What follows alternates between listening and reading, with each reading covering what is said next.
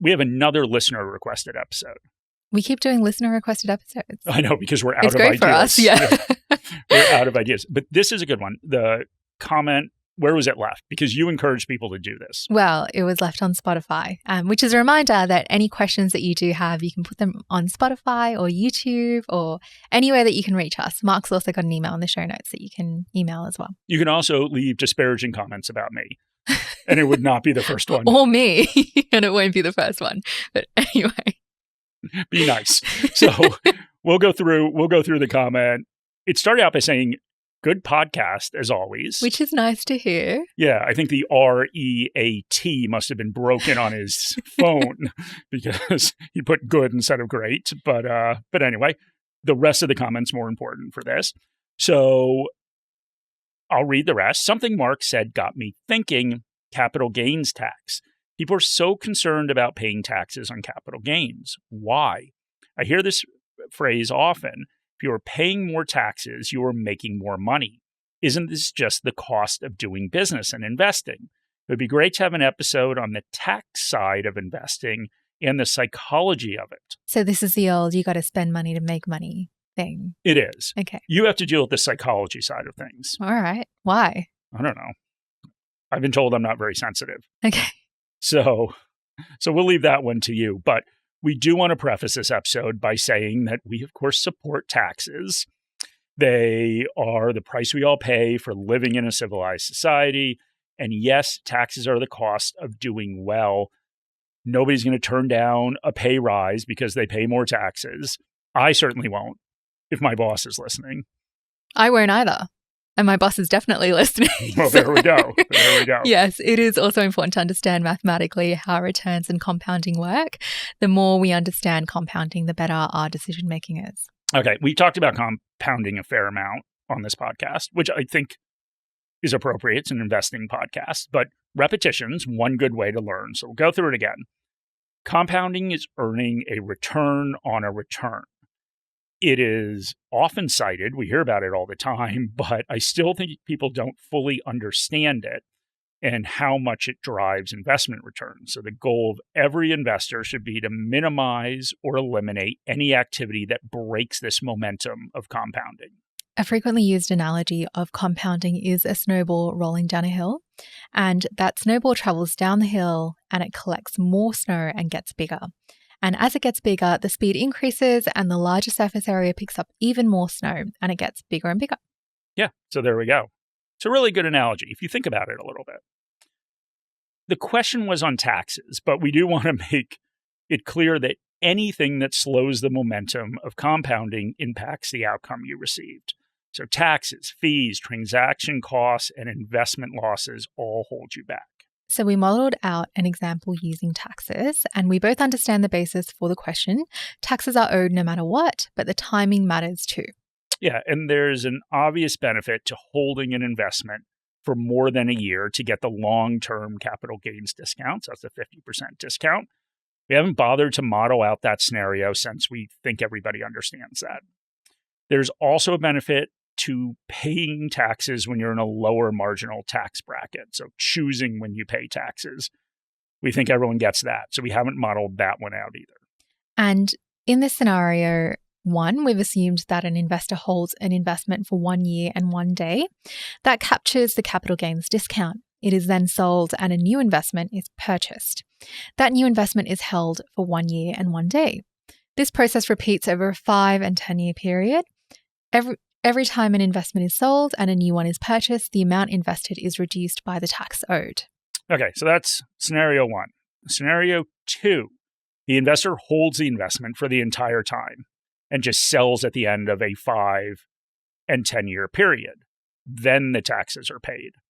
The return in both scenarios is the same, which is 10% a year, and the investor is in the same marginal tax bracket. So we did model this out for 3 different tax brackets, 45%, 37%, and 30%. And we know that some of this can be difficult to follow on the podcast, but Mark wrote an article that has some tables that shows all the maths behind this. Yeah. And just for the audio format, so the article has all 3 of those marginal tax rates. For the audio format, we're just going to do one. So we'll look at the 45% marginal tax rate. So after 5 years, if you follow scenario 1 and sell after year 1 and 1 day, etc., the total after-tax return will be 45.24%. And if you follow scenario 2, after 5 years, the after-tax return will be 47.31%. And if you do this for 10 years in scenario 1, you have a return of 110.95%, and in scenario 2, 123.52%. Okay, so let's break this down a little bit.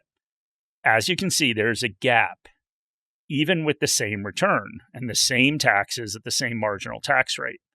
As the time period increases, the gap gets bigger. So it's 2.07% after 5 years and 12.57% after 10 years. So that is compounding. And maybe you're surprised by the results, maybe you're not. But what this shows is that the impact of breaking the momentum of compounding is real. And we will use a simple example with round numbers to illustrate what's happening in the scenarios that we just modeled out. Okay, so let's say you start out with $100 and the investment doubles each year.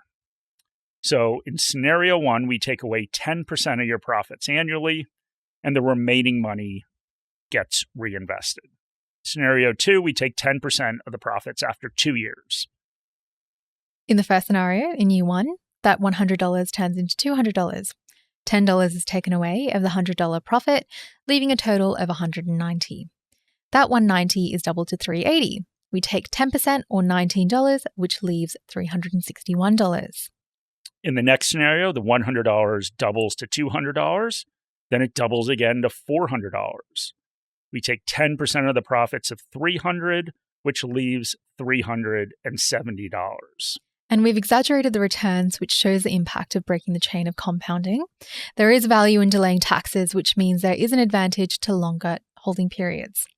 Many investors give up this advantage far too easily, so keep visualizing your portfolio as that snowball rolling down the hill. And then think of all the things that slow the momentum of that snowball and avoid them at all costs. So this includes taxes, fees, transaction costs, and permanently losing money on speculative investments. Pushing all of this stuff into the future helps. Even small changes in momentum will make a big difference in how far that snowball rolls and how big it gets. Investors that don't forget that end up in far better places.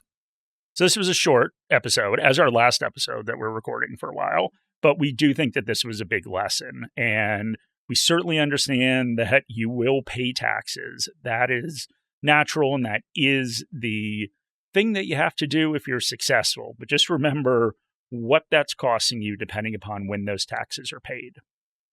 All right, so we will obviously have an episode every week, but we will be back after your trip to Europe to hear the stories of what illness struck you down, Shani, in Europe. Look forward to that. Yes. So thank you guys very much for listening. If you have any suggestions, throw them in Spotify, send me an email, put a comment on YouTube. We would appreciate it. Thank you.